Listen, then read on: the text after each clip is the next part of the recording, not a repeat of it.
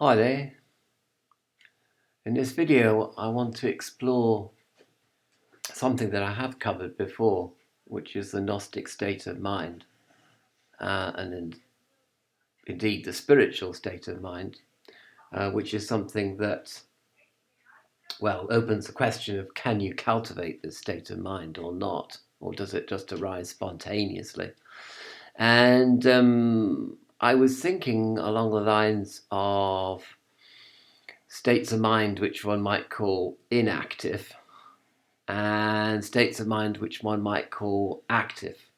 And and I wanted to create various symbols to point towards the active and the inactive in terms of mind. And I come up with some symbols here. For example, I have the stone, which symbolizes inactivity, a person being asleep in the broadest possible sense of the word, closed up, uninterested in anything beyond their own sphere. They are secular, materialistic, and atheistic. Although that's a little bit unfair because atheists are very much concerned with ontology, especially with what they call moral ontology, which is a philosophical discussion and concern and emphasis on ethics and doing the right thing and having creating a good society. And so that's not being inactive. So I'm really thinking more about sort of what Reich called homo normalis, which is a person that literally just drinks beer and watches TV and does nothing and thinks about nothing. A sort of kind of a worker bee, as it were. And I called them the stones, and their minds are inactive, closed up. Um, and that's what sort of one loose category of person. Of course, none of these categories that I'm going to describe are fixed, of course, because people change all the time and things happen to you which change you. The magician, this is somebody who is inherently inquisitive, always asking questions, perhaps ultimately manipulative in the sense that they use their knowledge to manipulate the forces of the universe to their advantage and to the benefit of others as well. Also, they think, also they hope. And a positive, usually positive exploration through scientific method of the world around them, to which they are attracted by a fundamentally inquisitive mind. And I mean this a magician in the sense of scientist, natural scientist, as in the 15th century meaning of the word natural science, which included everything from chemistry to alchemy as well. There was no distinction made in those days. Kind of the Renaissance man, as it were. And then I have another category here called, we'll come back to that one, the flower. That's kind of like the main topic of main issue here. We have someone got the shark. The shark is interested in acquiring things and people, even. Um, they are always seeking nutrients, seeking a prey, sort of predatory, seeking a mate to reproduce with, seeking material benefits of every kind, and driven by ambition and plagued by frustration. That's yours truly, by the way. So we have the shark, active and incessant, as it were. And then we have the saint, which is somebody who is, I've got a teacher, nurturing, teaching, absorbing negativity, being a very positive thinker, healing, altruistic, self-sacrificing, that kind of a category of person. And this arising very much from a natural order of things. It's an adaptive behavior to be nurturing. It's just that the saint expands that idea of nurturing to include the whole of humanity, rather than just their kith and kin, as it were. And then finally, on the side which is neither inactive or active, so the magician, the shark, the saint, they are all active, and the stone is inactive. And in the middle here, we have the flower, and the flower is just simply open, waiting for the insect to crawl into it and to fertilize it.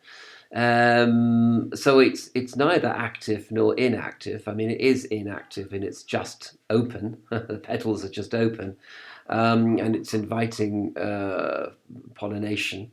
And yet it is also, well, it's inactive, but it's also active in the sense that it is receptive. So there's a active element to receptivity. That's kind of my thinking here. And this is definitely the what I would call the Gnostic state of mind, which isn't the same as gnosis, because gnosis might be the result of cultivating openness and open mind.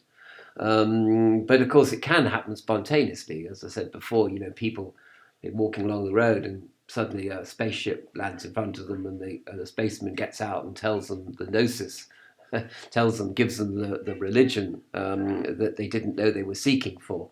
And so some people can find on a spontaneous level, and they weren't looking for anything. And perhaps it's just, I suppose if you were looking, you would be the shark.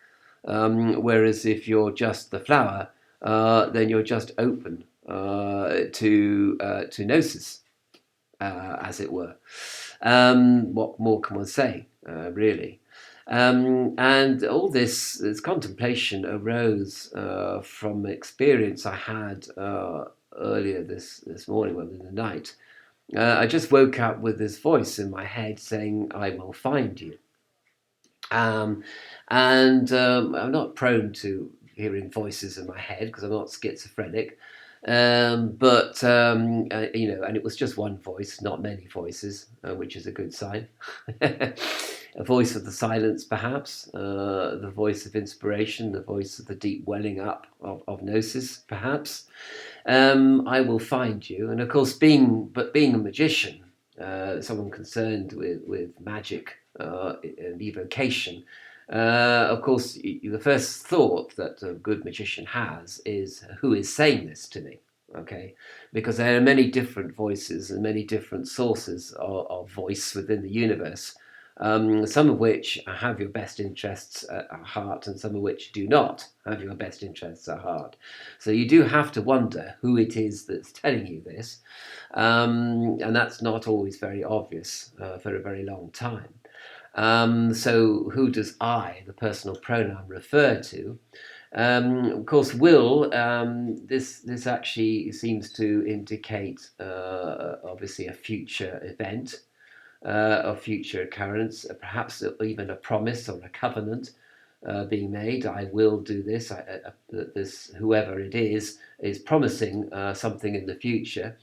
I will find, a bit hard to know what the verb find would mean in this case, and very much linked to the idea of who I am.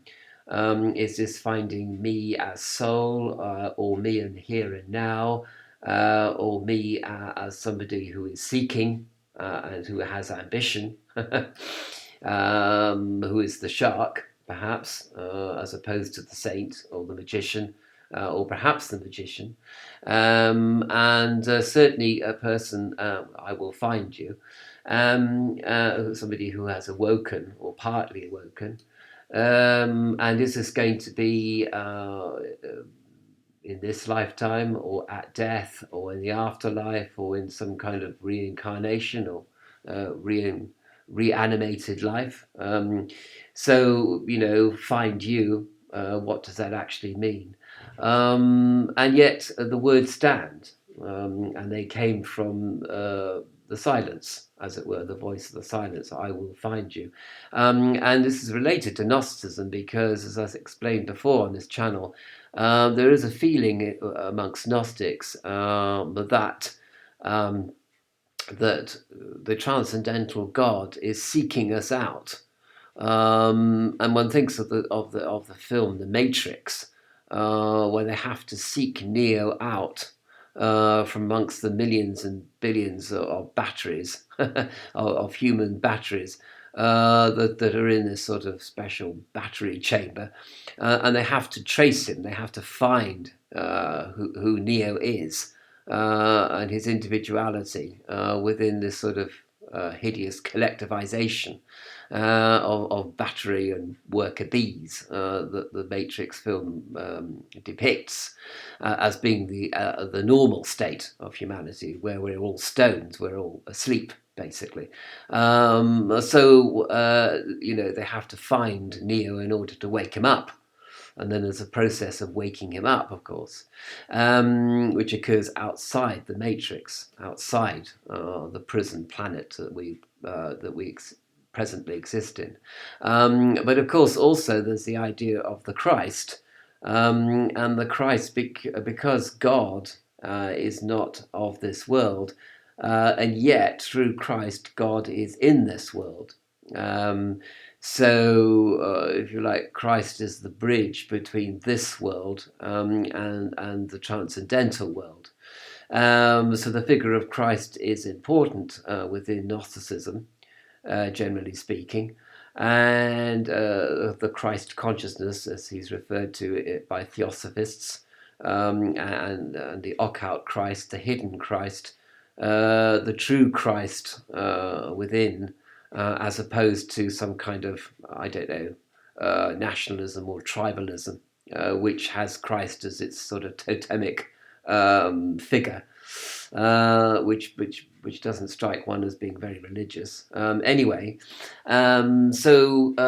Christ is the religion, sort of the universal religion by which God sort of comes down as the dove, as the Holy Spirit, and makes contact. Indeed, I will find you, is the promise of the Holy Spirit, perhaps, to find us on some level or another, or on soul level, indeed. That's basically my little contemplation for this time of year.